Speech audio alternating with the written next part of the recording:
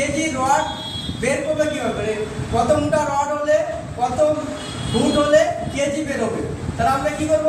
এই যে একটা সূত্র আছে, এই সূত্রটা আমাকে ফলো করতে হবে।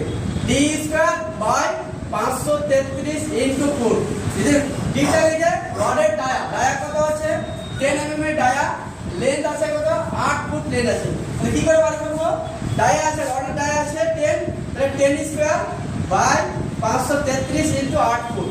তাহলে এখানে 10 স্কয়ার মানে হচ্ছে 10, 10 স্কয়ার মানে 10 10 100 বাই 533 ইনটু ফুট। তাহলে আমি এইটা এই দুটোকে ভাগ করে এটা পেলাম, দিয়ে গুণ আমার ফুট আছে 8 ফুট, তা 8 ফুট দিয়ে আমি গুণ করে দিলাম। তাহলে আমার বের হলো কত? 1.5 কেজি। তাহলে এটা আমার ফুট থেকে কত কেজি বেড়ে গেল, কত ফুটে কত রড কেজি বেড়ে গেল।